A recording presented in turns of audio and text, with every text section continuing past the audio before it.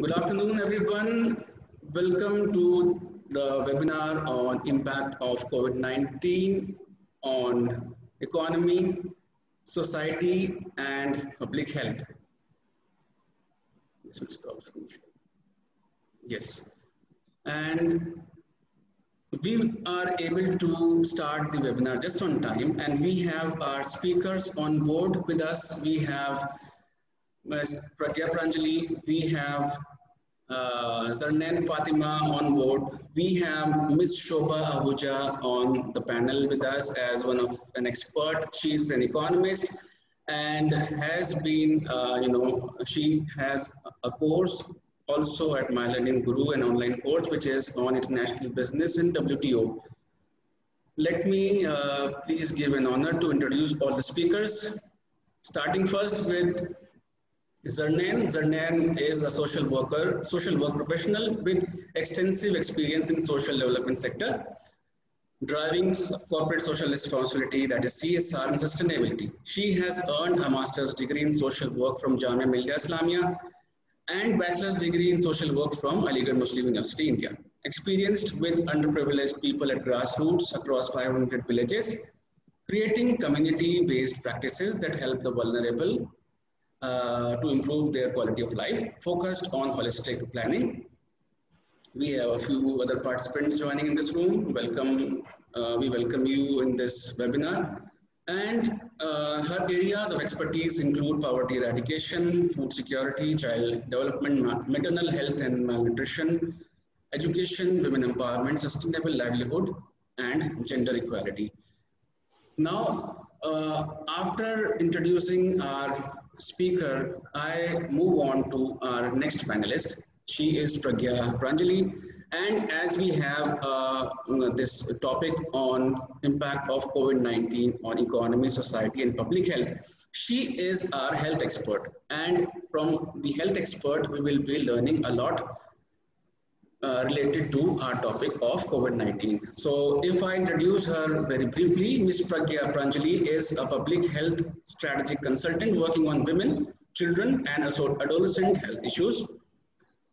Postgraduate from India's top public health management institute, 4 masters to credit, a keen learner to the core, a globetrotter, 23 states in India and 5 countries, with a mission to address health issues not only in India, but also for Tibetans in Nepal and Burma for 1.5 decades now. Very good, wonderful experience and exposure she is bringing with her on the board. She has won several accolades, Best Employee of the Year, recognition from corporates, for research in public health. Amit is there in the room. We welcome you on the board. Yes, so she has won accolades, several Best Employee of the Year recognition from corporates for research in public health, nutrition enhancement program for adolescent girls, awarded as Public Health Entrepreneur Award by All India Radio 2020, a volunteer for CII for 11 empowered groups for COVID-19 created by GOI, Government of India, appreciation form from Cohesive India for contribution on quality of care of indicators for pregnant women. She is having an extensive experience on public health, dealing with maternal and child health especially, and has worked with organizations like PepsiCo, Relaxo, Piramal, Aisher, ILFS for intervening on the issues such as adolescent health issues, menstrual hygiene, very important issue, water and sanitation, anemia management, nutrition enhancement, etc. And after this brief introduction of our speaker on the panel, Ms. Pragya Pranjali, I now leave this floor open for you to discuss and share your experiences on the subject matter that is public health with all of us. Uh, Thank you, Danish, for such a great introduction. It is an honor, ma'am. So I'll just briefly talk something on my thoughts on the public health as far as the COVID-19 pandemic is concerned. Yes. So, the issues and the areas that I'll be covering today would be broadly around where are we on to addressing this COVID-19 like the government strategies, policies, what should have been done, and what is the way forward, what should maybe, as like my point of view from all the data sources that I have been reading through, and how do we further address the people at the bottom of the pyramid level. So for the current global pandemic of COVID-19 necessitizes a public health strategy with more emphasis on epidemiology, especially in regards to the understanding the causes as well as identifying the appropriate population-based behavior and educational programs. That's the first and the crucial thing. It is important. Yes. Sorry. Welcome to the room, participant. I request you to please mute your mic so that we can hear the speaker speaking on a very important topic. Thank you. Yes, please continue. It is very important to realize that that the pandemic of COVID-19 has initially happened in some very well developed countries that have achieved the so-called health transition. Like they have sort of mastered most of the medical equipment, the in terms of medical advancement, the technology advancements, the treatment patterns, the establishing the SOPs, etc. However, let's not forget that this virus never and would never differentiate between rich or poor, rural or urban dichotomies. It is particularly a threat to the country like India, where a majority of our population, say around 65 to 68 or close to 70% of the population live in rural areas.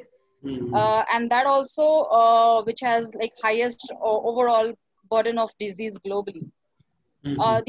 The public health response to COVID-19 in India has really been pretty centralized, resulting in a homogeneous strategy. Like we are a country with, say, so many states with varying carpets areas, population size, the population per density, the varied healthcare infrastructure, and obviously health being the infrastructure. It resulted the centralized addressing of this pandemic resulted in the homogeneous strategy applied across sixth of the world's population. India was placed in a nationwide lockdown somewhere around March 24, 2020. The restrictions being relaxed in 4 phases since June 2020 onwards. In May 2020, the Prime Minister called upon Indian people to be self-reliant. Yes. Until April 27th, national guidelines required all the symptomatic patients and families to be transferred to healthcare facilities and isolated away from their home. And entire neighborhoods would be declared containment zones. Whereas this strategy sounded pretty containing within itself, on the other hand, the strategy overwhelmed the healthcare system of India's some most populous cities, including Mumbai, Delhi, and precluded the access of non-COVID care, resulting into the further fear and stigmatization, further resulting in delays of seeking timely care, violation of privacy, etc. Then there was an initial rush to build new COVID hospitals and then securing ventilators and the mask and N95 masks, their PPEs, and etc. etc. And the government feared that they may that by not doing so, they could be criticized given the low number of intensive care units per capita, as in per head per patient. However, this intensive care entails not just equipments, but also the care and the trained personnel in terms of the capacity of the trained person, the frontline the healthcare professionals like the doctors, the COVID warriors that we're talking about, of which India definitely had limitations on. I wouldn't say has, but definitely had initially. Okay. Measures have been undertaken by population-wide distribution of some homeopathic and Ayurvedic medicines and some herbal tea mixes, claiming to boost the immunity and prevent quarantined individuals for getting infected. The attention of the wonder drugs and claiming some eminent vaccine availability continue to track the gaps in the testing, contact tracing, and the safe work environments. For months together, most of the physicians were barred from testing the asymptomatic patients as such. Although, even till date, India's daily test count has grown exponentially, it still remains pretty less, which is somewhere around 0.35 or 0.55 per 1,000 people as on date. So, to date, publicly shared data are not disaggregated enough to share light on the local instances or on the demographic determinants that might explain the low reported infection fatality rate. And further, we also really don't have real statistics on the epidemic or in the rural areas. So the country is at the tipping point, and we really don't know what direction it might just take on, because as in terms of rural area, we all know the health infrastructure, the primary healthcare system is pretty disrupted, and there's a lot of stigma, there's a lot of discrimination as well the moment one is suspected or even infected with this virus. So all this takes a toll on and aggravates the situation. Here on, I think let's not forget that we are a country which believes in cleanliness is next to godliness, as in safai ishwaratva ke kareeb le jati hai. And without getting into any religious arena, let us with all solidarity understand that it is high time to get back to our basics and understand to our cultures and traditions. We are a country who are into cultural social distancing. I mean, that is a term, I think, which perhaps I have coined myself. We have culturally, we culturally have this concept of hand washing irrespective of which religion we belong to. Hand washing, bathing, cleaning ourselves before and after every crucial events, after returning from outside and things like that, like all the important events. We are a country who have concept of salam, namaste, bowing our heads while greeting, and all these are without touching, which means natural, cultural, social distancing. So without being in physical contact with anyone and with adequate distancing. So, whereas anecdotes and the personal testimony should be an impetus to rigorous trials, and but then they should not be a license to promote some unproven interventions. A flood of articles, models, and mobile device applications like apps driven by technocrats, and I mean, with all due respect to the efforts the private sector and the private partners are playing, and trying to provide support with all the solidarity during this difficult situation to the government and to the larger audience. I just like to address, like, have this all these the kind of bombardment towards all these have actually resulted in high noise to signal ratio globally. So policymakers, I think, must resist the temptation to of quick action and instead rely on those who are trained to intercept the scientific evidence. So, whereas most people with COVID-19 can be cared at home, and there is no justification of institutionalizing those with mild or no symptoms, where isolation is essential but impossible, dignified quarantine facilities could be constructed in the community itself, as done with the densely populated slums. One of the typical examples being Dharavi in Mumbai, in the absence of which mandatory used facial covering like the mask, which could be inexpensively be provided, would also play a substantial mitigating role here. Then India's general practitioners and community health workers can effectively monitor a patient's vital signs at home via in-person visits or telemedicine distribution, and encourage the use of masks, soap for hand washing, advise self pronation, and where possible use adjuncts like pulse oximeter, etc. Things like providing oxygen therapy in lower tiers of care could avoid the need of subsequent ventilation in many patients and help reduce the pressure of hospital bed capacity. Some patients might just benefit from steroids, and other could be just small minority people who could clinically deteriorate, will need some intensive care definitely. So to meet these demands, I think existing technicians and nurses must be upskilled and general practitioners recruited to learn the basics of intensive care jobs. So obviously hands-on job, like in-house training, in job on-job training is pretty much required.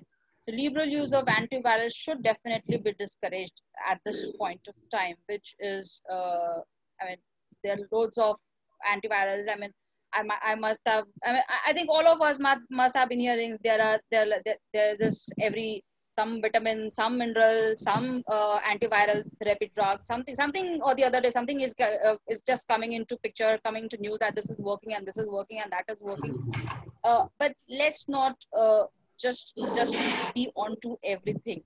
So there is first-hand evidence to show that how, as Indian people, we have risen to the occasion of helping our older neighbors quarantine, sharing codes, and stepping into feet and assist the millions of migrants stranded by the lockdown.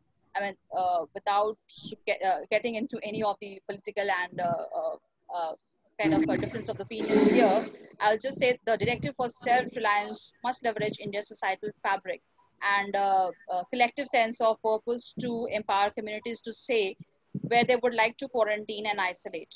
Right. Local jurisdictions should be provided with more data as disaster responses are more effective when locally contextualized. So because we are a country with diversification, like varied infrastructure, like people have different beliefs, different cultures, and then I mean, obviously boiling down to the same similar thing, but maybe a different lifestyle, the way of living, perhaps, and definitely the population size, the population per density, all those things do matter here. So community-centered guidelines for the people of self-organized and self-care must be rigorously and vigorously disseminated. Health agencies should work with civil societies to regain trust. I mean, for example, women empowerment groups in, say, in Kerala, were marshaled to map some older people and live to ensure that they had access to medicine and food while self quarantine, an acceptable, workable, and scalable solution, perhaps in a context like our country, definitely.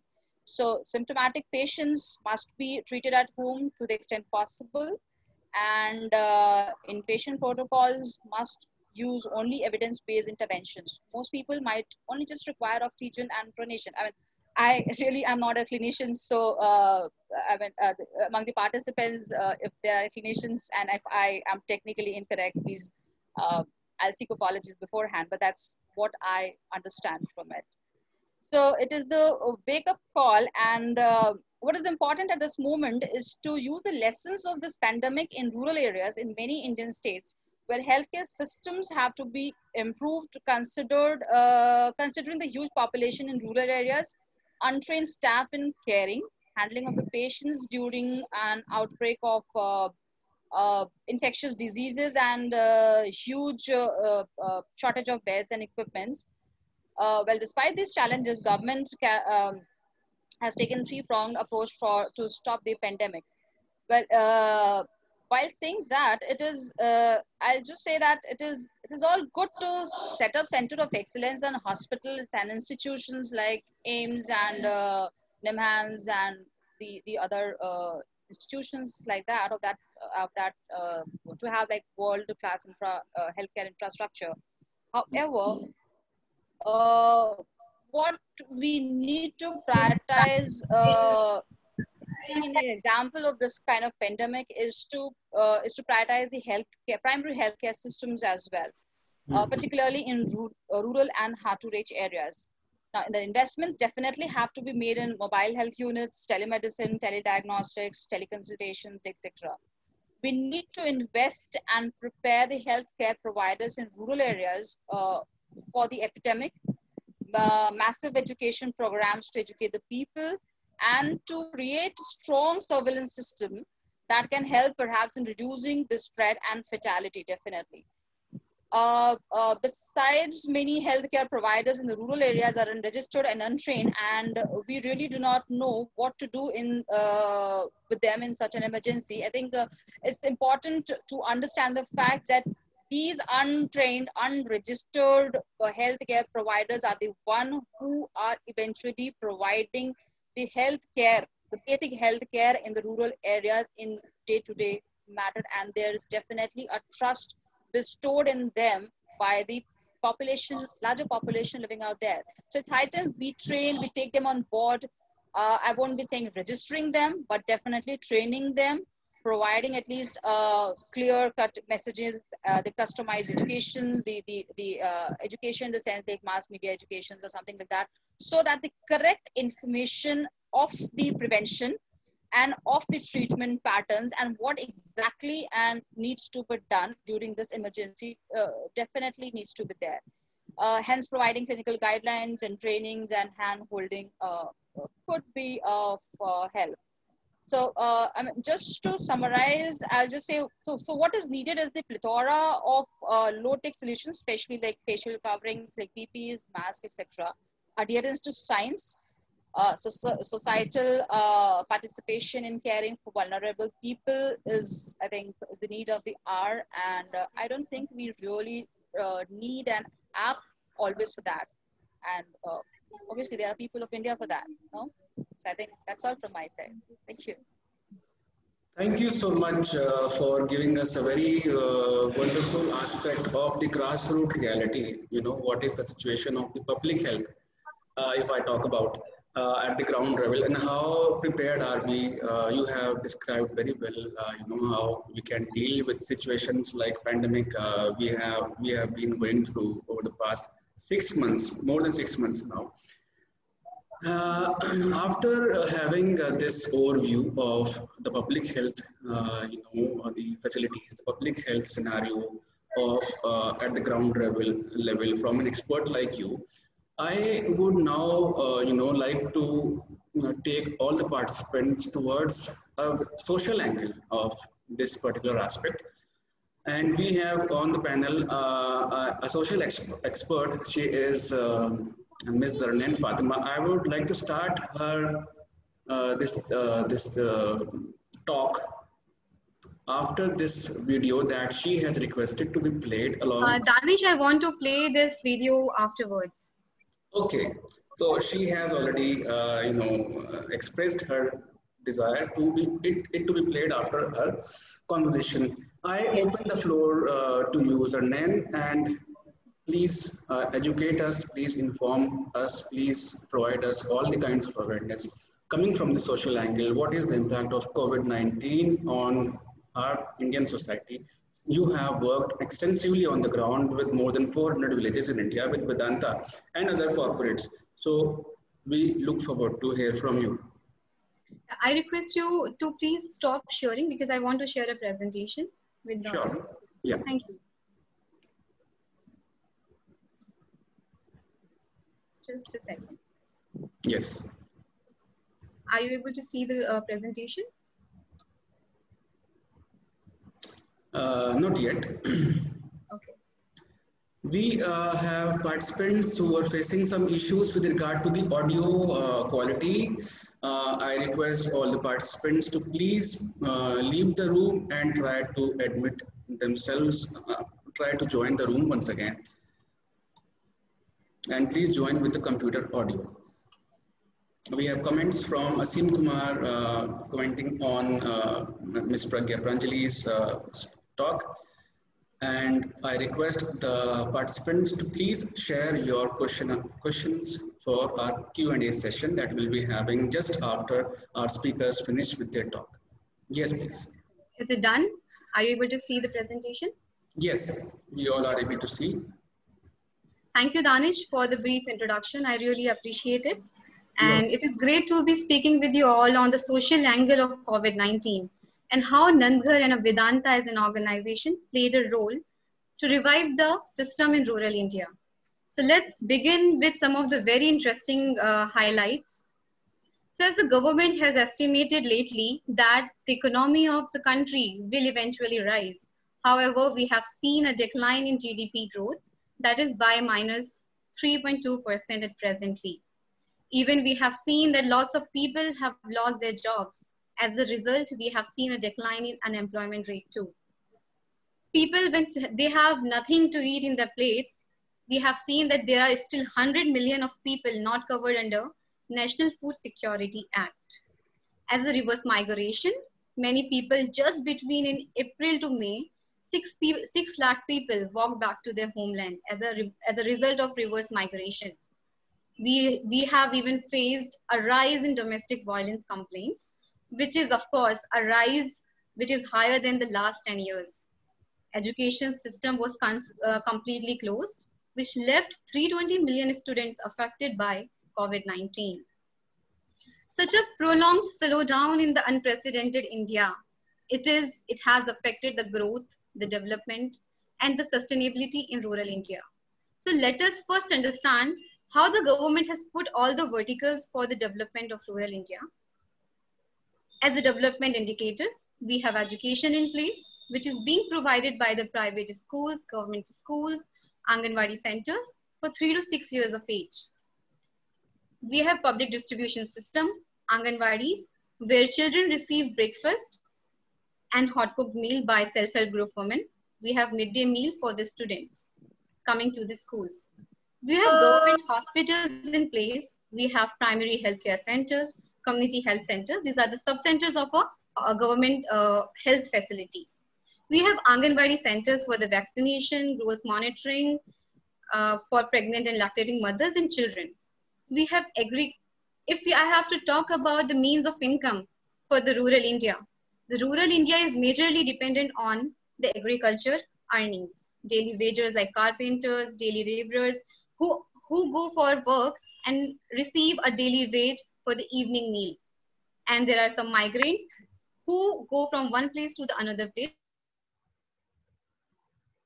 in search of a better. In terms of transportation, most of the people prefer public transport in rural India and very few on a self-vehicle to go from one place to another place. As a means of social awareness, if I have to talk about, the radios, television, Anganwadi centers, schools and Panchayati Raj institutions for the government schemes, awareness and all, and of course the social gatherings.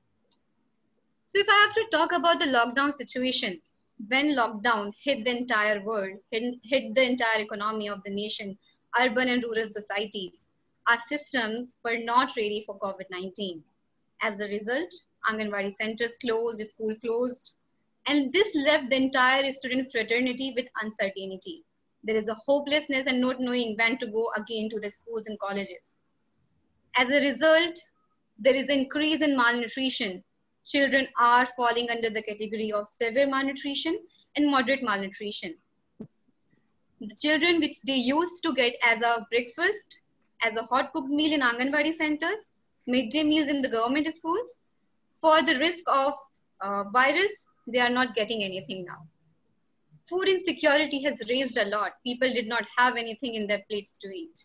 Under health, if I have to talk about from my examples on the field, superstitions are very much prevailing. People are still not considering this as a virus. They are rather thinking that it's some of a myth or superstitions in the government agenda that they are using to reduce the population. As a result, they are not attending any health camps for the checkups. Lack of rural health infrastructure. There are not a competent enough staff in those public health, primary health centers, community health centers. Unavailability of masks and sanitizers and the sanitary napkins. These are the basic amenities which are required. These are very much unavailable in most of the rural areas. Even if they are available, the awareness is not that much. I have to give you an example that the mask, when they have been provided to these people living at the bottom of the pyramid, they used one mask for days and days and days, and which further led to the unhygienic conditions, and it further led to the prevalence of other diseases. So as we know that most of the farmers grow a perishable crops, it left them with the uncertainty. There was a distress of supply chain. People did not receive anything, no earnings, nothing. Reverse migration resulted with no jobs, even a stressful situations for people, which led to an unwanted stress. And even we have seen a rise in domestic violence because of this or many other reasons. Transportation, people were not allowed to go from one place to another place. Even if they had to go, they have to take lots of approvals, permissions, e-passes, even if it was about to attend a funeral of your loved one at the last stages of his or her life. Lack of awareness, there is misguided information. People in rural India are known for the social bonds, social gatherings, to enjoy a cup of tea when they sit together. And when we see, people are introduced with a new term that is social distancing.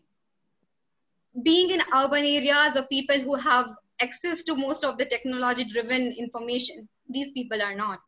And hence they are left with a panic, fear, lots of fear among them, spreading of misguided information.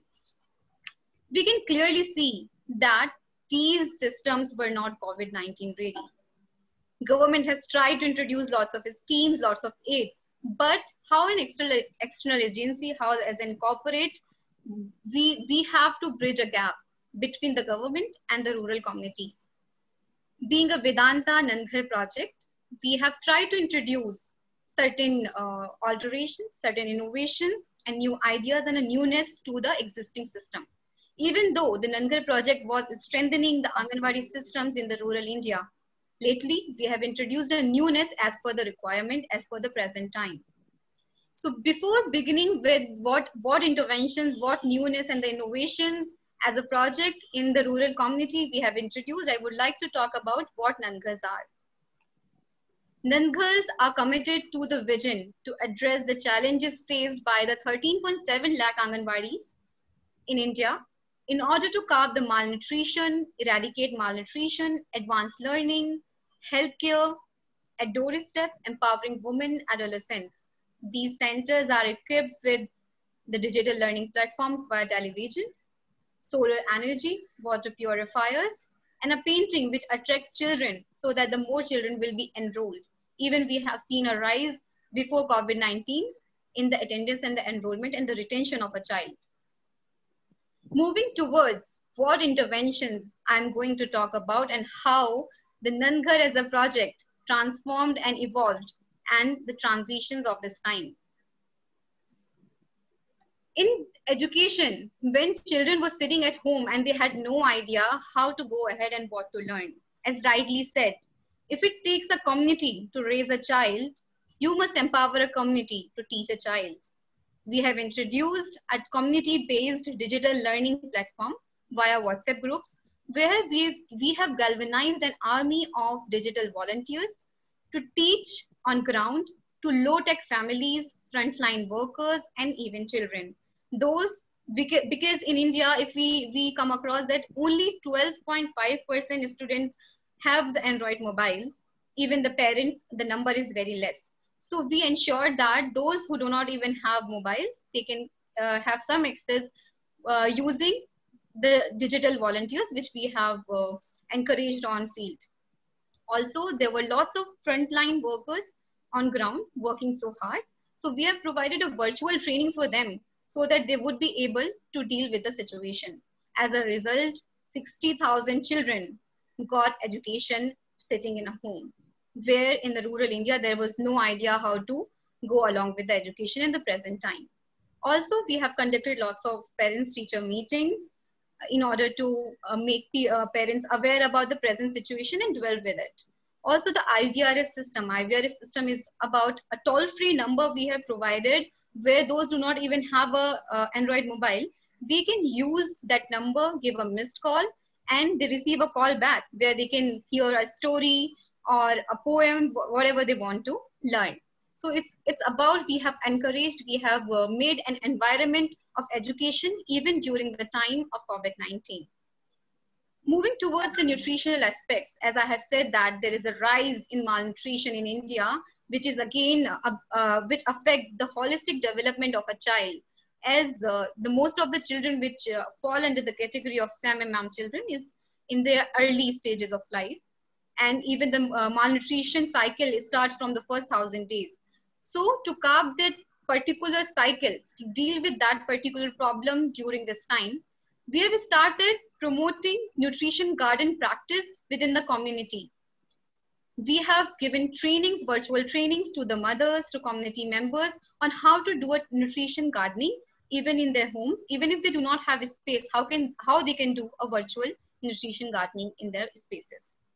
Virtual training for mothers. Even the THR distribution in some areas was replaced by the dry ration distribution for the community. At first, it was not that much streamlined. We have tried to provide that at the doorsteps of the community members. Would like to give you an example of Grain Bank initiative. There were lots of families during this time that they did not have anything to eat in their plates. So we have initiated that those families, those SHG groups who have the capacity to collect some grain at a place, they collect and then they provide those basic amenities to the needy families in the rural areas. So as a result, lots of needy families were provided with the grain from Grain Bank Initiative. From the point of view of health, primary healthcare, the system was very much affected due to COVID-19. So we assured that the mobile health vans reach out to the community for primary health checkups. We have conducted several awareness sessions. These sessions were meant to diffuse the negative information from the community, to spread the right information, to replace the wrong information with the right information. Growth monitoring have been done for the children. Also the people, also the women who did not had any means of earning during this time, we have initiated an initiative where women were encouraged to stitch a mask for a minimal wage. As a result, 75,000 masks were being stitched and distributed in the community. Also, the immunization and vaccination have been encouraged to do during this time. If I have to talk about the migrant situation in this era, we have heard lots of news that people were going back to their homeland, they are jobless, they have nothing to do. During this time, government has introduced lots of Pradhan Mantri Garib Rozgar Yojana, Manrega, Rajivika, Sukanya Yojana.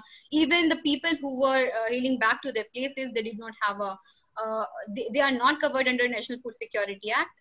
As a result, ration card and Aadhaar card were, these sort of camps were organized so that they can have Aadhaar card and ration card so that they can be covered under these aids of government. We have we have initiated a Meals for All program where the people who are going back barefoot, they were given some sort of food to eat while going back. COVID kits, where we have also provided sleepers to them. Those who are walking barefoot, they do not have to walk barefoot anymore. Vedanta as an organization also donated 200 crores in PM Cares. And also I said, mask stitched by the SHG women. Social awareness sessions were being conducted, like I said, to replace the wrong information with the right information, to do the fear management in the community. Moving ahead, this is all about the interventions and the innovations we have done during this time, but it is also important to note how we are going to live with the new normal, how we are going to make our nation Atmanirbhar. The initiatives which we had taken to make the rural communities Atmanirbhar and the preparedness to make the community Atmanirbhar in the future.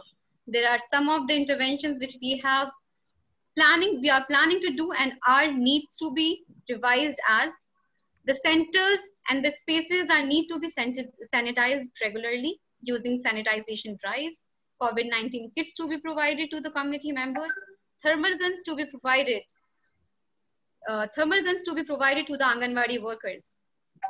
Under nutrition, the training of SHGs are to be done for a proper cooking, cleaning cooking practices so that they can be encouraged. Increased malnutrition to pick up with growth monitoring, regular monitoring of SAM and MAM children, trainings of parents on using digital platforms for learning at home. And of course, it is very much required that the enrollment drives and attendance enhancement so that the children, when they come in full strength. Means of awareness, which we are already doing, we are linking people with government schemes. We continue to do that and link as many people we can, like the PMGKY Yojana, Pradhan Mantri Garib Rozgar Yojana. So people are being informed about such sort of schemes and are linked with so that they can get the aid which government is providing. Under social awareness, we keep monitor and keep a record of people visiting these centers, visiting community and how they are being behaved. So the lots of, instead of introducing new interventions, it is very much important to change our penetration approaches so that people learn the new normal and the behaviors change accordingly. So I would like to give some of the highlights from the ground to you so that you would be able to relate to. So these are some of the celebrations, even though we were not allowed to celebrate and social gather. But here are some of the celebrations. Like you can see in first picture, there the retirement of Anganwadi workers is celebrated, and people using mask regularly under such sort of celebrations at home, at centers. Mobile health vents in the community, wash programs with children so that they learn before joining these centers in schools, they learn to practice social distancing, to wash their hands regularly, to keep themselves clean. Poshan Ma is going on and is very much promoted for the nutritional aspects. Aadhaar card camps, Hindi Divas, along with other celebrations like Yoga Divas, uh, 15th August celebrations, even though we were not allowed to gather at one place and celebrate as we always do, but we encouraged and celebrated in the ways which we should do right now. Kitchen garden development and COVID-19 awareness. So this is about how we have done the transition from the COVID-19 era, before the COVID-19, during COVID-19, and how we have to change our SOPs for the need of the time. This is from my side, and I would like to request Danish to please play a video, which I would like all of you to see. Thank you. Sure. Thank you so much for giving your talk on a very important topic. Zarnain, it was indeed a wonderful experience for me, and also I'm hopeful that for all the participants to know what are the what are the social development issues that you as a social development expert is facing on the ground, especially with regard to the COVID situation. I will, with your request, I will now be sharing the screen, and in this screen we have a short video which was shared with us by Zarnain.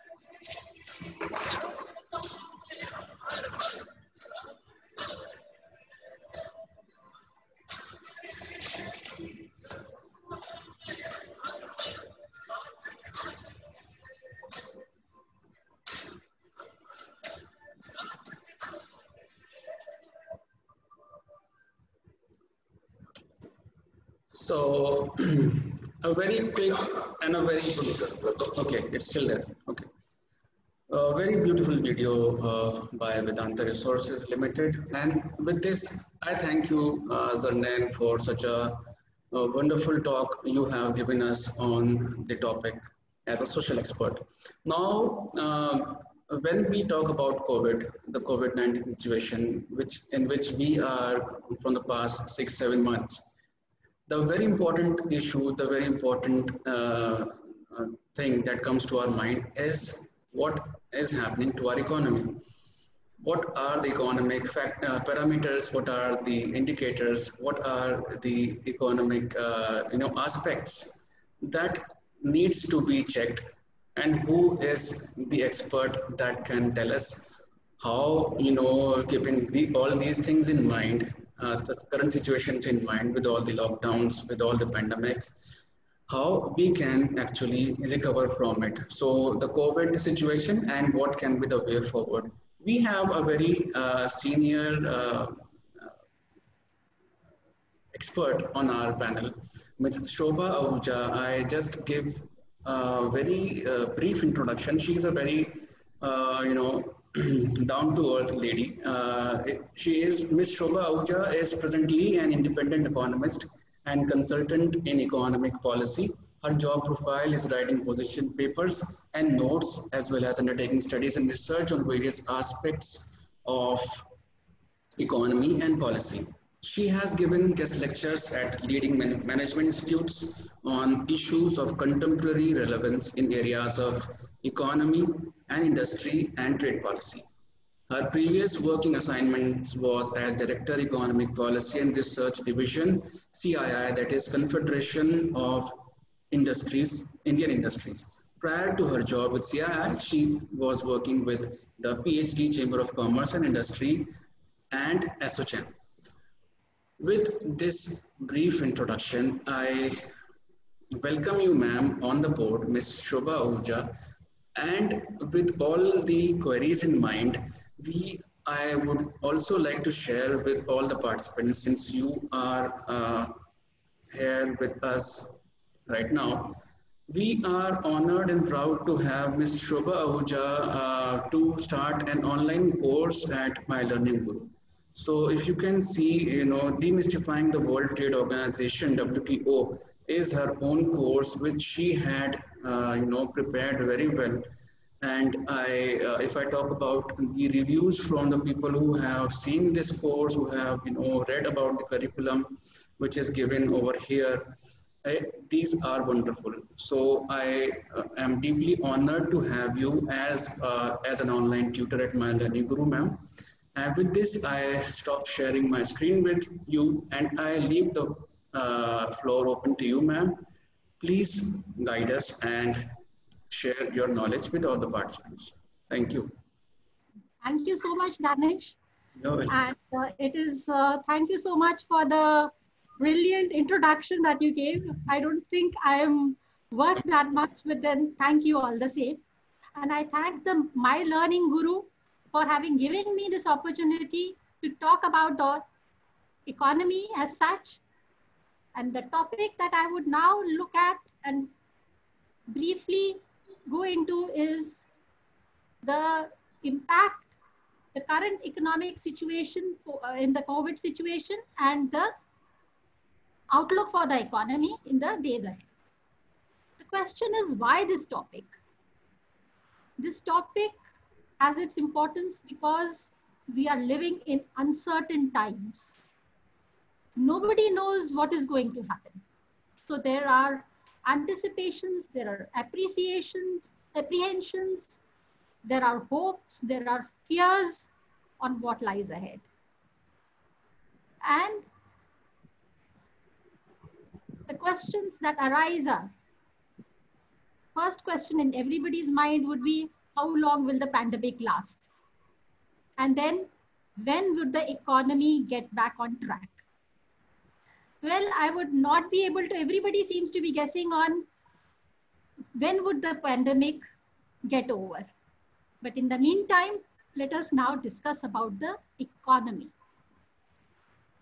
I would begin with the brief backdrop of the current situation, which many of you would be following, but then I would give this narrative as a backdrop. Well, the COVID-19 situation has altered the paradigm of the world as no other event in the recent past. At the global level, if you see, there has been an unprecedented crisis. As countries moved on to impose a lockdown, supply chains all over the world have got disrupted. COVID-19 situation has affected markets, it has affected trade, it has affected livelihood. As a result, the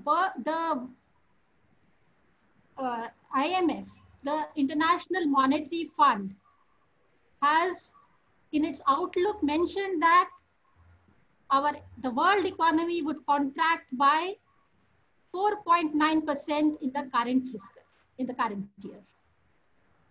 In fact, this is the first time after the Great Depression of the 1930s that both the advanced economies as well as the emerging economies are in recession. Well, the world situation, the global headwinds have had an impact on India. India also was affected in a very big way, as my previous speakers have also mentioned, by the COVID.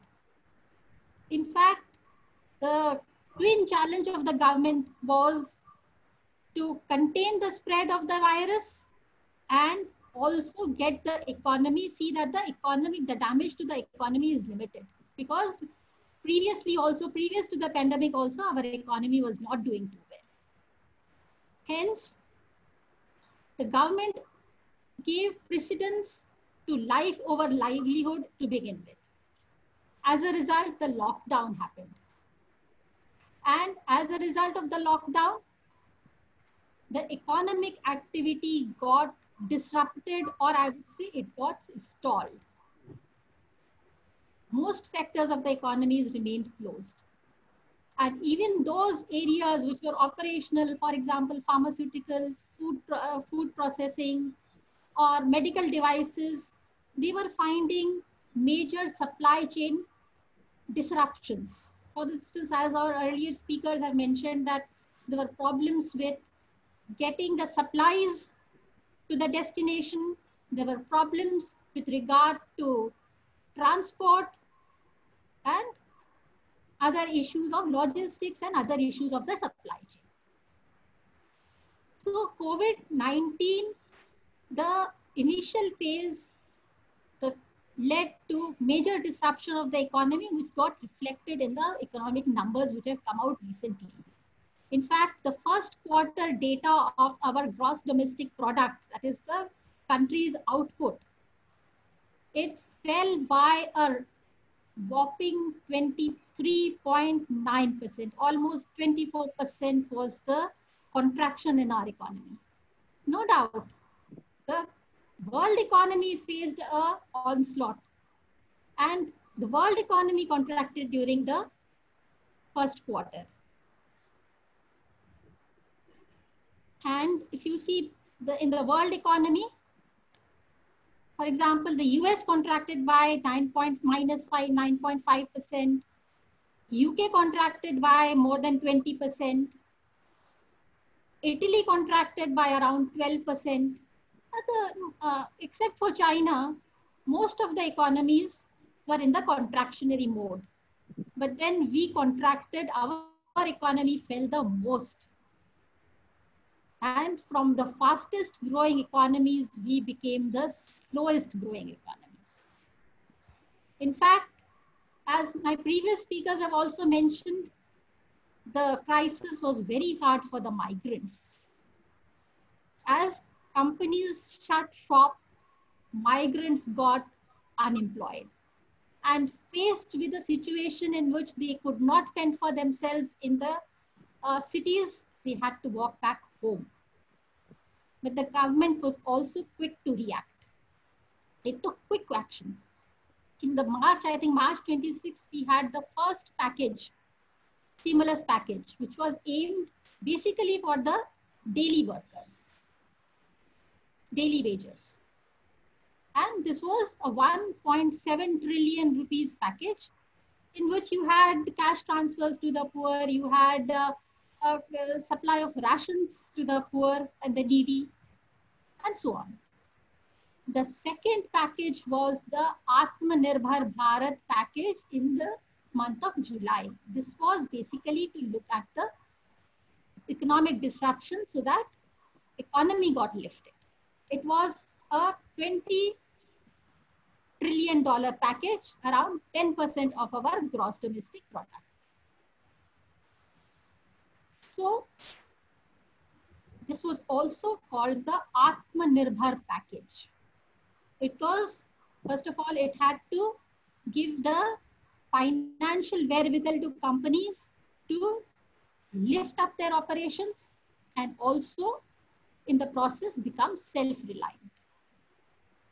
So self-reliance and financial package. It was a massive package. It covered a large number of areas. from agriculture, MSME, mining, industry, coal, and a lot more. So we have, and it is found that it has a major, it will have a major impact on the economy going forward.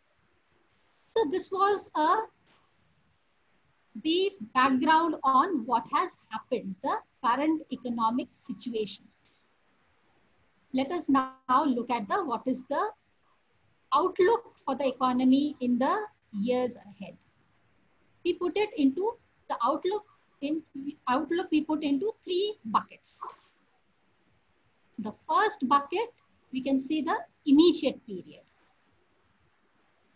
And the second bucket would be the short to the medium term period.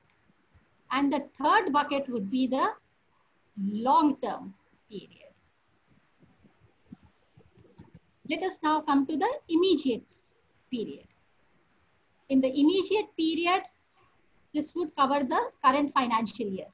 Here, the good news would be very limited. In fact, for the first 2 months of the year, financial year, economy was completely at a halt. And even subsequently, you had lockdown 1, unlock 1, 2, 3, 4. The economy has been gradually opening. And even today, many of the sectors are also not open. You have the hospitality sector, you have the aviation sector, tourism sector. They are not open.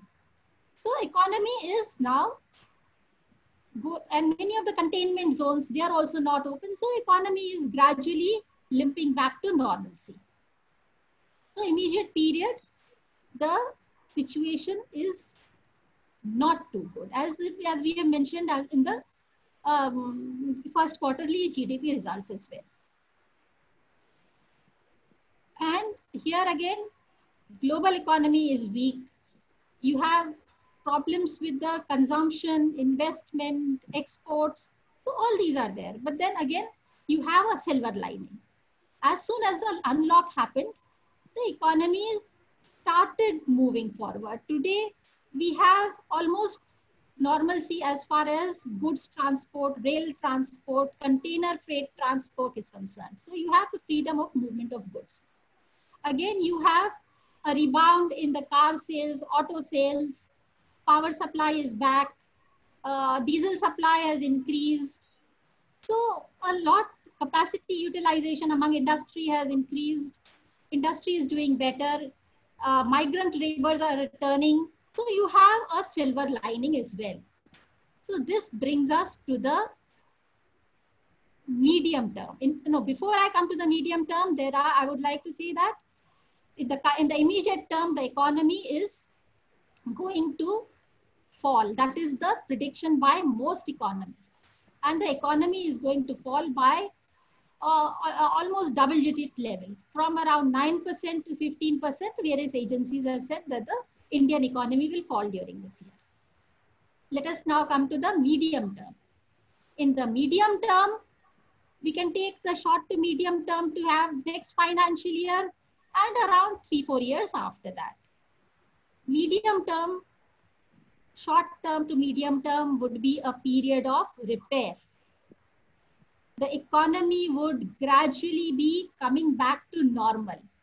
But the extent to which they would be coming back to normal will depend on the extent to which the economy, the pandemic would be affecting the economy. When would the pandemic go would determine the economy's fate in the short to the medium term. But then again, the economy has already started improving, and it is slated to improve further as time goes on.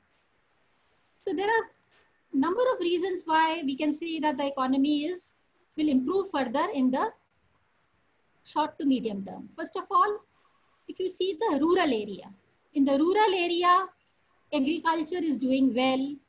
There has been bountiful monsoon. The sowing of crops has been good. And then Manrega has happened, that's a success. And rural area has the purchasing power. And again, if you come to the companies, many of the companies are also doing their bit to conserve their resources and start moving towards normalcy. In fact, there has been a cut in discretionary spending. Companies are becoming lean.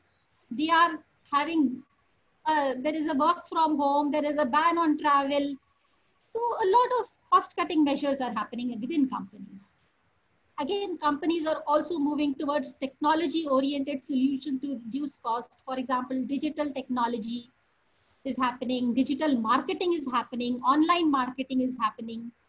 New products are also being framed. For example, one company is now going into a liquid which is washing the vegetables during COVID times.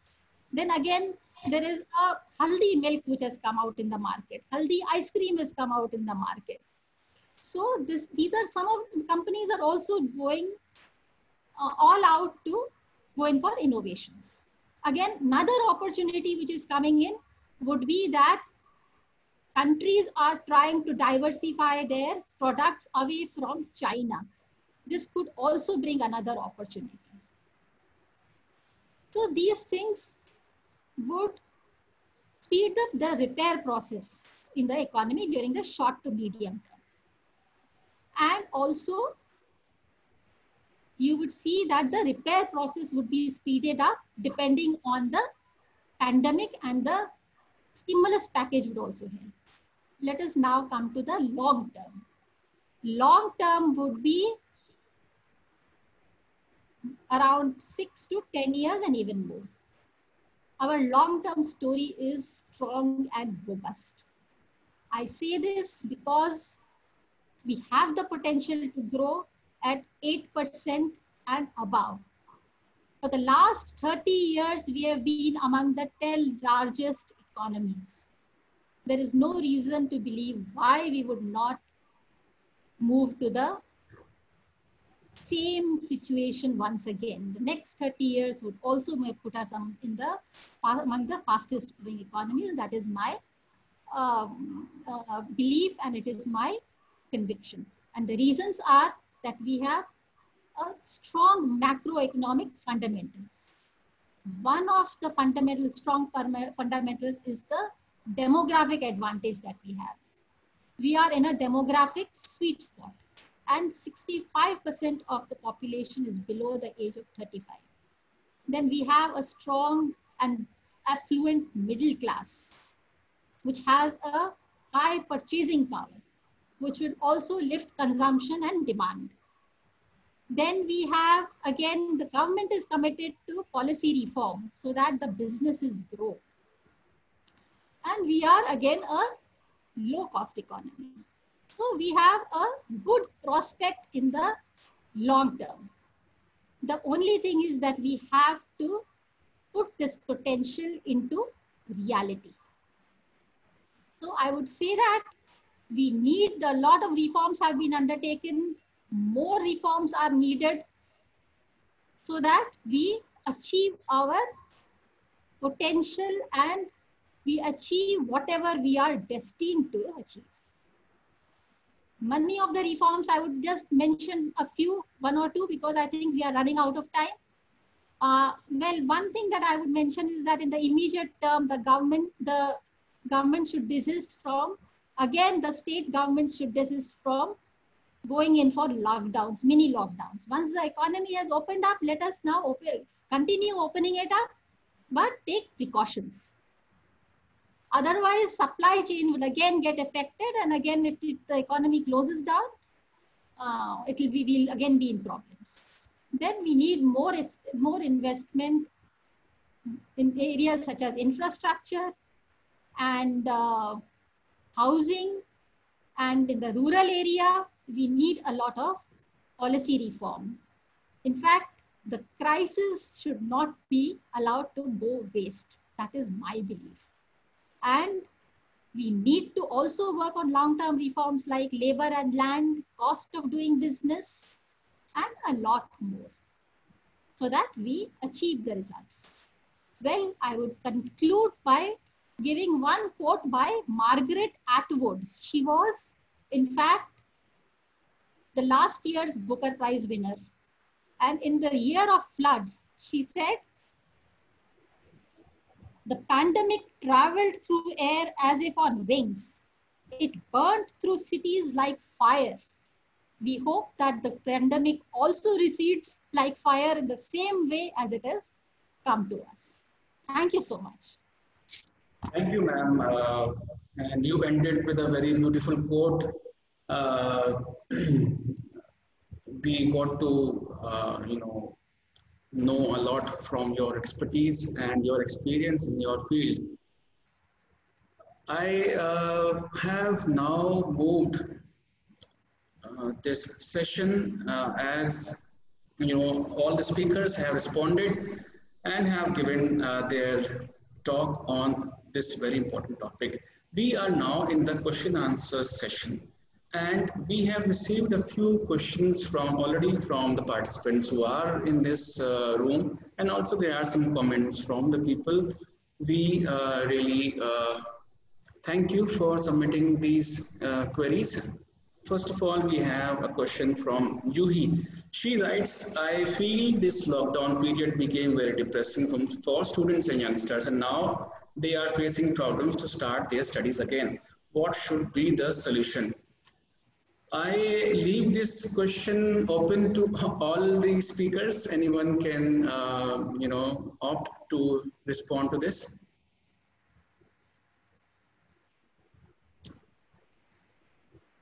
Sorry, Danish, could you please repeat the question? Sure. We have a question. Ms. Juhi asks, I feel this lockdown period became very depressing for students and youngsters, and now they are facing problems to start their studies again. What should be the solution? So as a student, she wants to have a response from, I think this question is somewhat unrelated to this topic. We have experts on health, society and economy. But yes, since she has asked, as a student, maybe we can. Okay, Danish, can I yes. choose to? Yes, please. Okay. I think Juhi's question is pretty specific, whereas it's like it actually talks and boils down to a larger question and the issue of mental health, if I understand that correctly. That as students, it's not just the students who are facing the this depression or issues of this kind.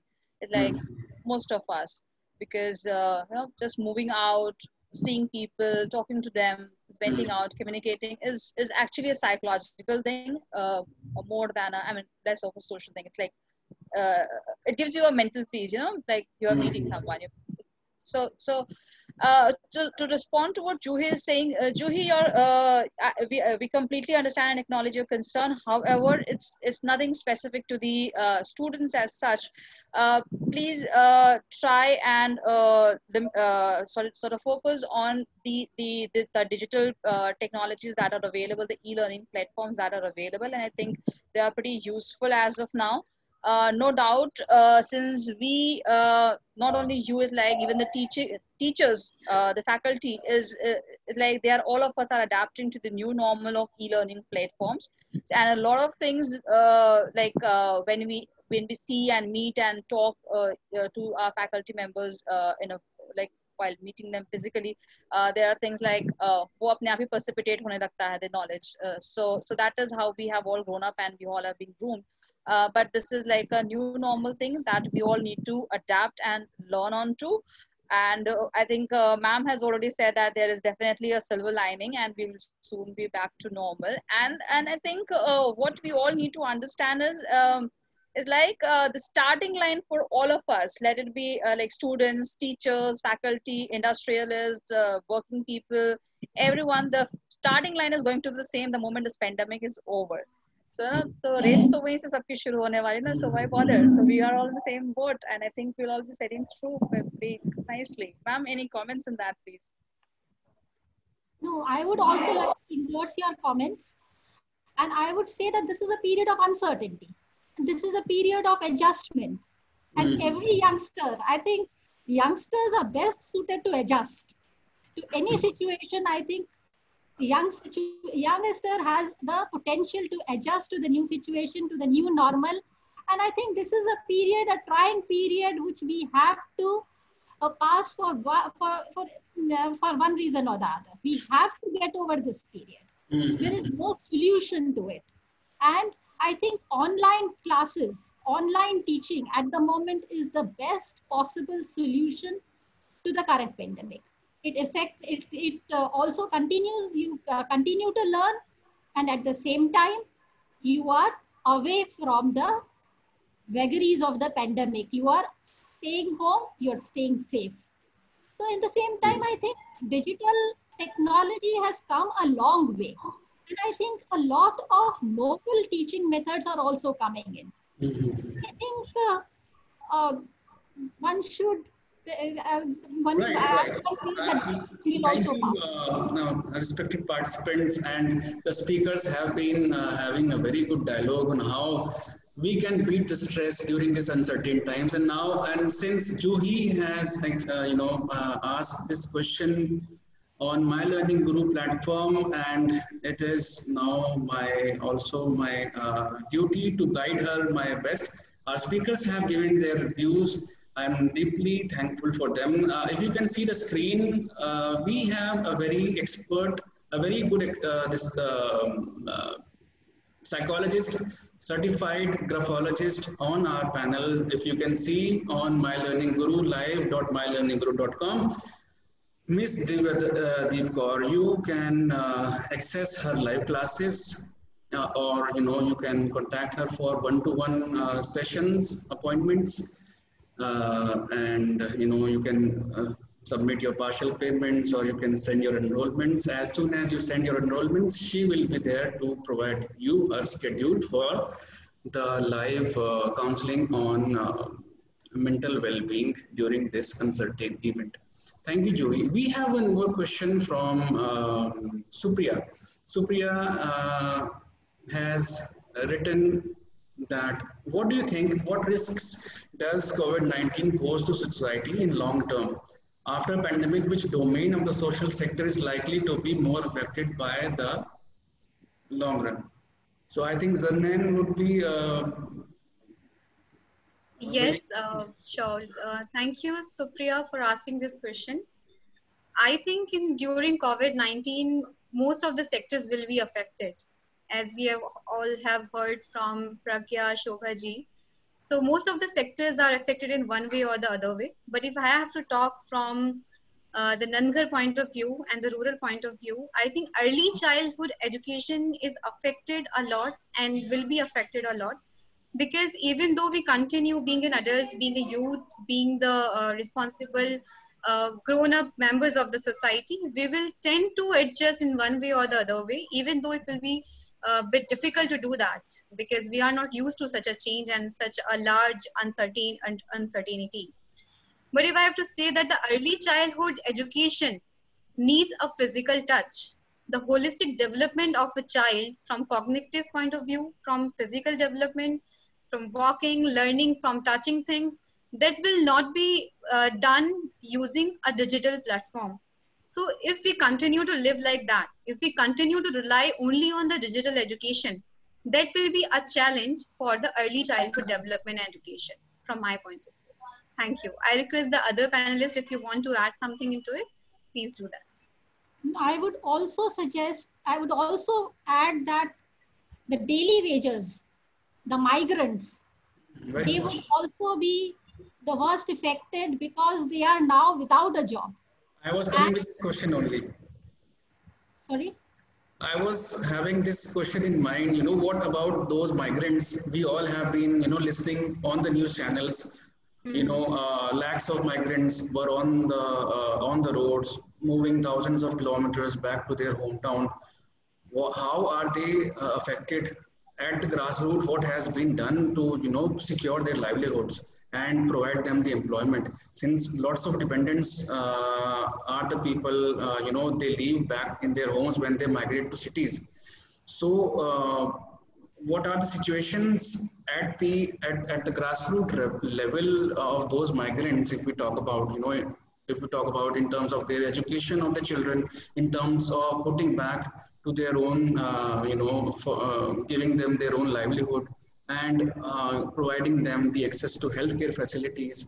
So yes, if you can Yeah. please put the light on this. Yeah. Danish, I would like to say that, of course, the migrants are the most affected. The entire system somewhere affected in a way. So if I have to say about the migrants, it is very much, and not just the migrants, but for all of us, it is very much important for us right now to realize, are we able to adapt or adjust if any other uncertain situation comes in future? Are we able to do that? Somewhere we were not ready for the time, but right now what's happening on ground, what's happening, we as an organization or a government, which the government is trying to do, it's trying to link these people who are coming back from the cities to their homelands. There are schemes. So there's want to take an example of one scheme, Pradhan Mantri Garib Rozgar Yojana. This scheme has been launched for those migrant workers who are coming back to their homeland. They have been given a card. In that card, their skills have been mentioned, listed, so that the government would be able to provide them a daily wage, maybe in a construction world, if their skills matches to that particular section. If they are carpenters, if there is a need of a carpenter, they will be linked to that. So the lots of groundwork is needed to be done in this particular sphere, right from the awareness point of view, right from the recognition point of view, right from linking those people with the available resources. We do have plans in place, we do have government schemes in place, we do have aids in place. The point is, we have to make them available for the people living at the bottom of the pyramid. People are not aware. Think about the situations. If I have to say that the Vedanta is working in, there are 1,500 Nandhas right now in the country, and we are able to link those people with Aadhaar card, with ration card, with schemes like Sukanya Yojana, linking them with the banks and the other schemes as well. But think about those rural areas, those backward areas where there is no agency working, where the information is not reaching. So as an individual too, if you are in a capacity right now, as a neighbor, as a human being, you as an individual have a responsibility to impart that information at the grassroots level. So this is how the entire system in the cycle is interdependent right now. And of course, we have to focus bit on the digital platforms too, because the most of the population right now is not very comfortable using the digital platforms. And most of the information is easily accessible via those platforms only. So yeah, this is about the question you raised. Thank you, Danish. You're welcome. We have one more question from Supriya. She writes, layouts by Indian organizations or companies amid COVID-19 pandemic was really unbelievable and show lack of empathy. If a person was laid off from an organization, then what she should mention in his her resume CV when apply for another new job. What do you think? Is it ethical to lay off someone? Not at all. Who once contributed, served too much for the organization? Yes, please. Your views. I think Ms. Pragya would like to add. Okay, first, see, when it comes to ethics, I think that's a pretty slippery and tricky thing that we all will be talking on, because when it's like the way the perspective we are on to. If we look from the company's point of view, is like we really don't know which, or like if it was a manufacturing unit and the industries were shut down, and then they had sort of daily wage workers when the production was not happening. So obviously the companies need to reduce the operational costs. So on one hand, it sounds pretty uh, uh, unethical or rude or harsh from the part of the from the workers' point of view. From the operational part, the company definitely needs to cut down its costs. So that's one perspective. The other part is, yes, it definitely is harsh and rude. So the question is, if the what does one needs to write in the CV? Let's be very, very clear that it's like it's not just one or two person out because of the performance issue one has been laid off, and we all know that the country or the entire world is passing through this phase, and there were millions of people who have been laid off for various positions and designations. It's not just the laborers or the daily wage workers. So I think we can just simply write that because of the COVID, it was like the layoff happened. That's one part.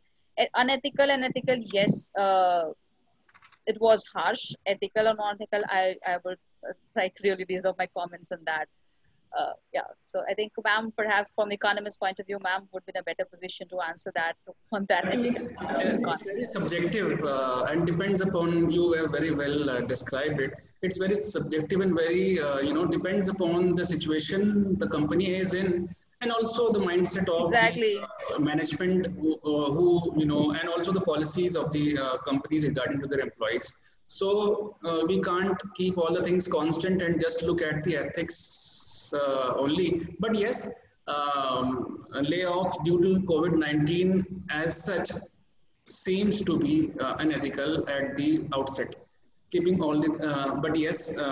Yeah, Danish, I think it is also about it's like a mutual or symbiotic thing that perhaps we also need to look onto. It's like something like, for example, if we talk about the schools, schools, the payment of the fees. If I'm a teacher in a school, for example, I would expect the school to pay my salary. But how would school pay the salary? The school would pay the salary only when the parents would pay the school fees. Yes. So the school could be a little lenient on say slashing down, like giving some discounts, or maybe waiving off some of the fees, like maybe the annual fee or something like that, which maybe building fund or something. I don't know. I mean, just a random thought. So so could be that, and could also pay and just ask for a part of the fees and then pay off the salaries to their teachers and things. So it's kind of, I think, mutual and the symbiotic relation that we should be also be looking on to here. Right, a very mature approach that you have provided to all the participants over here, and need not to comment on the policies that have been taken by the different organizations to deal with their own issues that they are facing due to the COVID situation. Yes, we don't know what are the actual factors that are coming into play and due to which they are laying off. But yes, if you are able, if you are talented, if you are a skilled professional, you will definitely secure your job, if in that organization or any other organization for that matter. Yes, we have a very interesting panel session is going on right now. And if I talk about ethics, we have already crossed the time limit for our webinar that we are having currently. But yes, it is also not, it will not be just to end the session without answering a couple of other queries. So we have a brief comment from Rajesh. He writes, yes, corona से बचाव ही उपचार है, सरकार द्वारा बताए गए उपचार व नियम का पालन करें, इसी में समझदारी है. वेरी वेल सेड, इसी में समझदारी है, आपने बहुत सही लिखा. And after that we have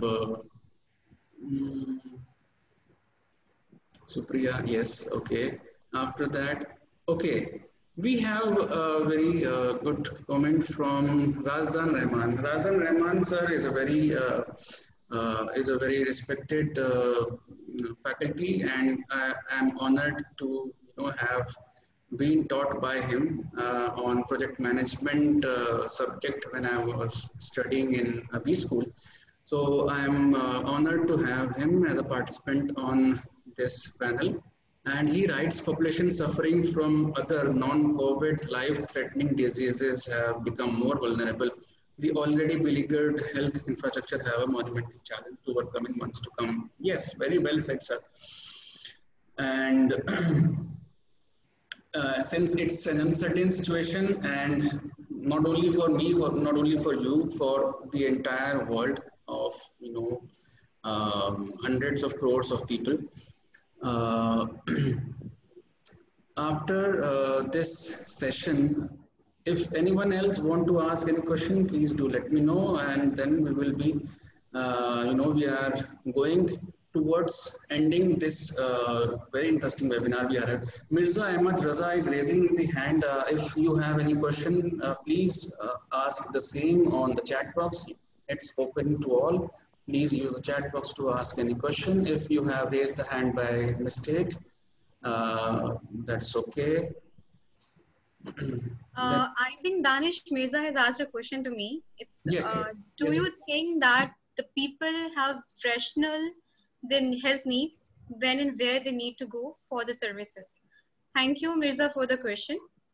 So right now, what needs to be done, like I have explained earlier in my session, that people needs to realize first.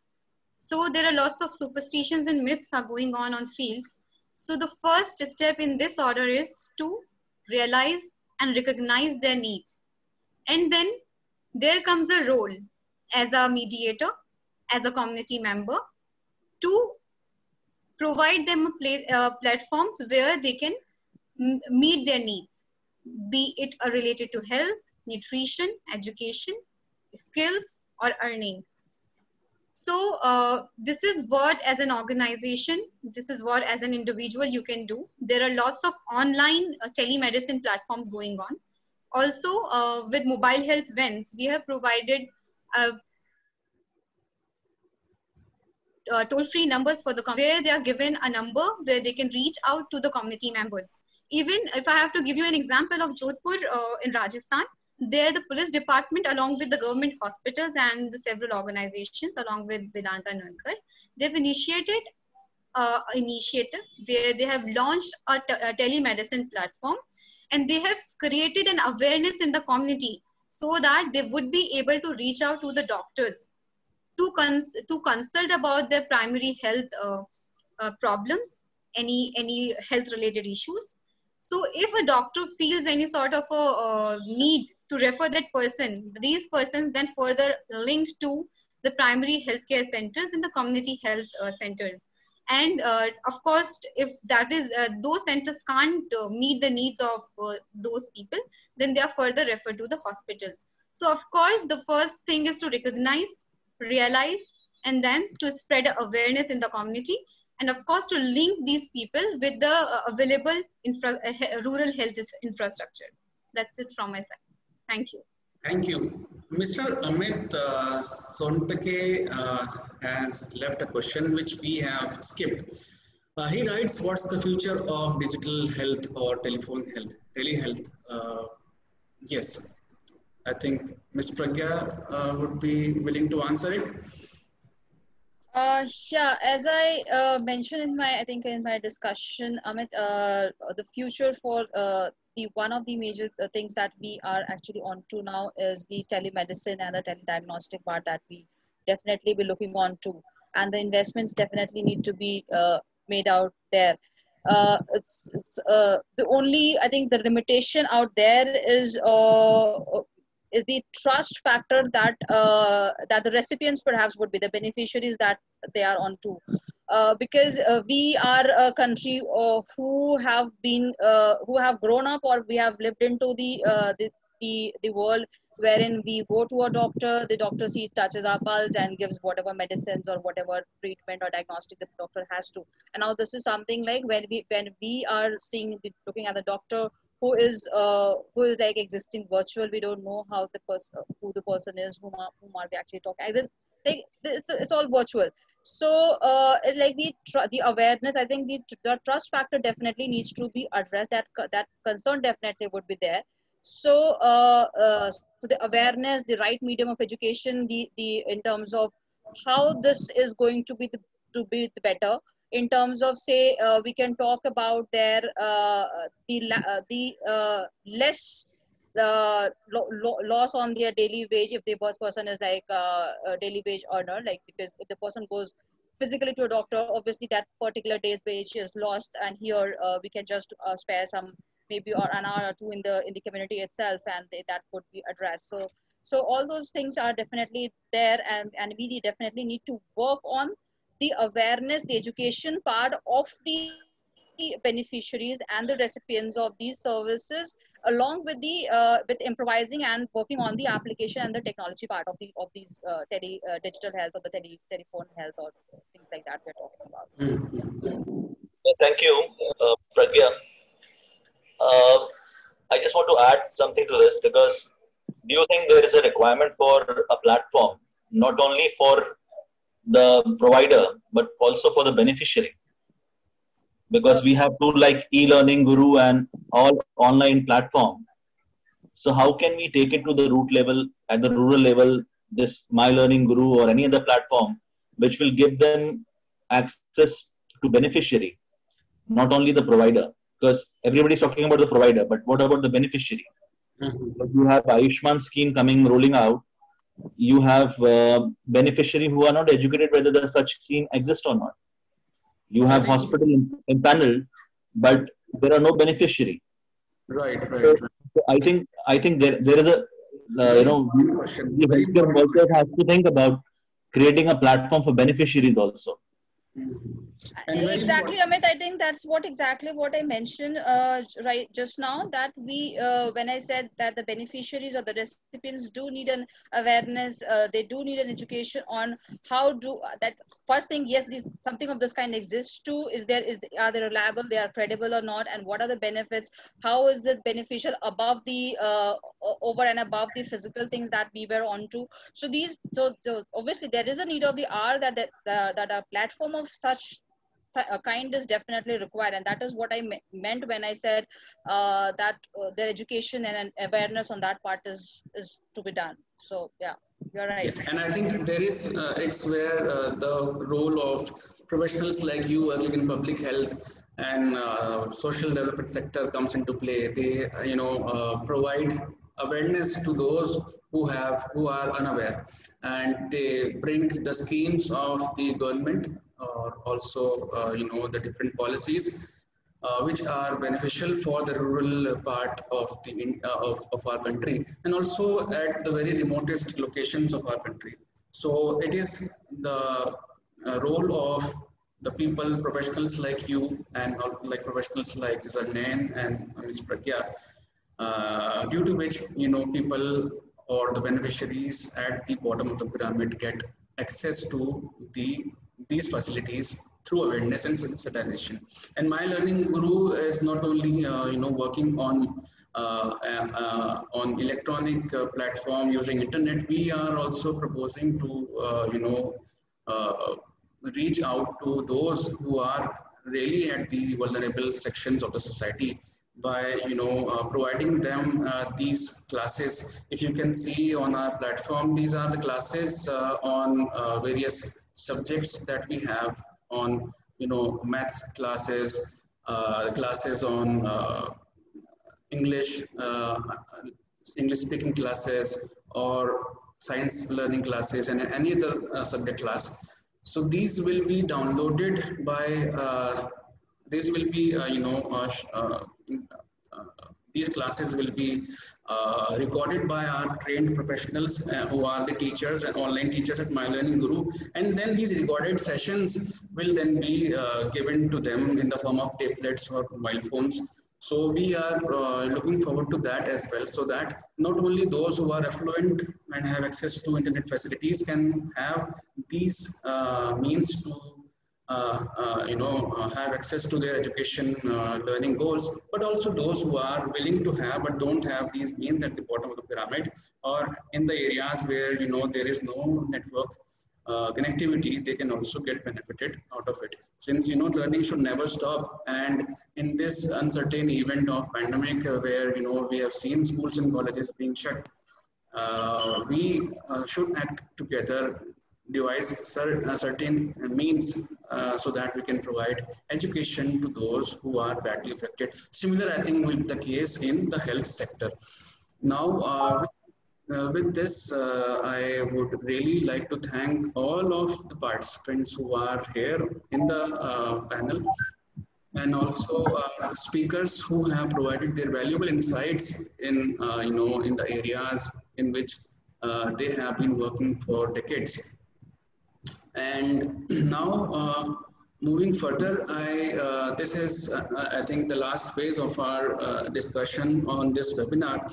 I would like to, since there are some students who are on the board, I would like to announce that, My Learning Guru is pleased to have the live classes available for all the students. They can take the live classes in various subjects in schools and also in various areas, like psychology. They can have one-to-one session with them. You can have an IELTS learning course, French language course, English speaking course, video editing course for professionals, and also one-to-one session if you have any interest in going into modeling career or want to know how to groom yourself. We have a very talented professional, Richa, on the board. She has been a model for past 5 to 6 years and has been having an acting experience. Maybe you would like to have one-on-one appointment with her by visiting live.mylearningguru.com.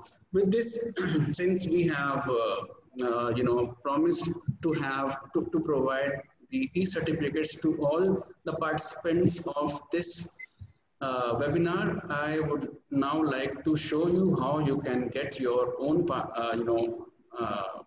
certificate by sharing this screen. If you can see the screen, I would request you to mylearningguru.com. And on this page, you just have to register yourself by typing your name. I just type my test user, okay, email, okay, marketing@mylearningguru.com. Any password you can give for your account. Definitely, I'm not a robot. So I need to, pass the, okay, cross box are here. I think not more than 3. Yes. So once I have signed up, I will be taken to this account page. Okay, this username is already registered. I'm so sorry. Can I register with my own name? Danish, then Learning Guru. Very short process, but yes, since my username was already registered, I hope your name, if you are already a user, you need not to sign up again, and you can easily log in with your credentials. Fire hydrants, I can't see any fire hydrants.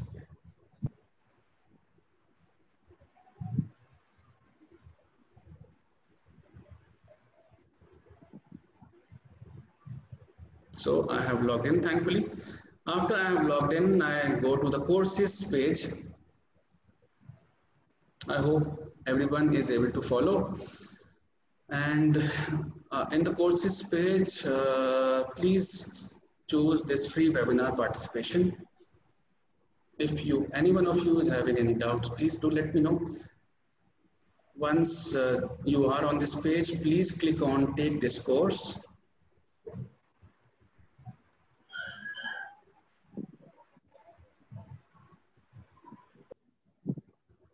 And now,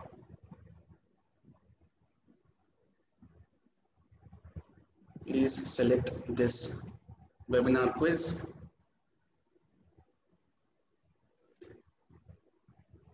About 2-3 very simple questions you need to answer. It will also serve as a feedback for us. Please select the date you have attended the webinar. It's 19th of September.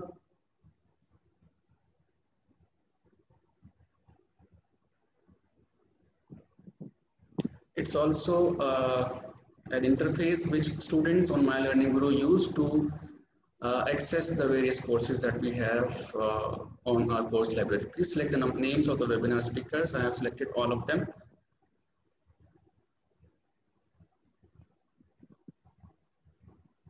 And the last question is, please type the name of the webinar.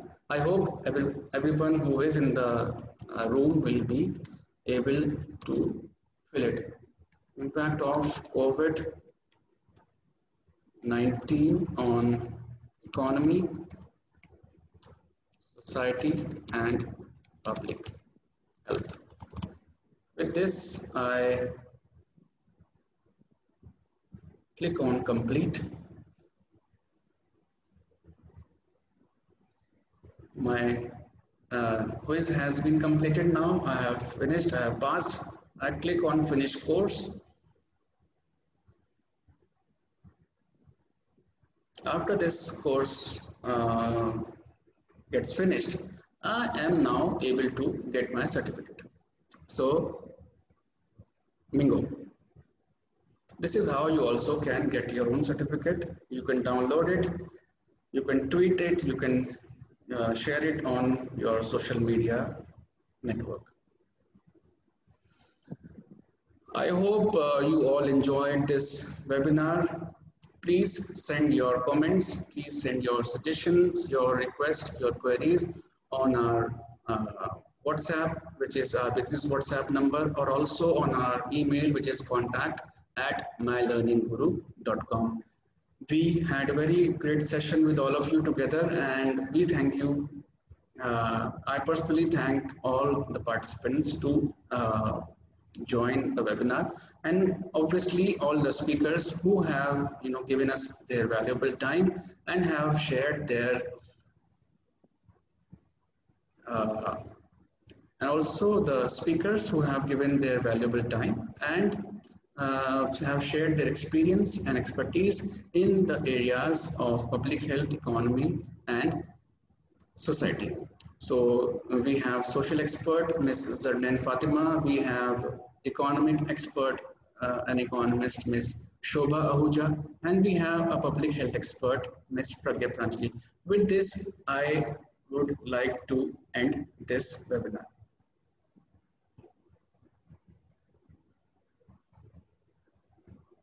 Thank you.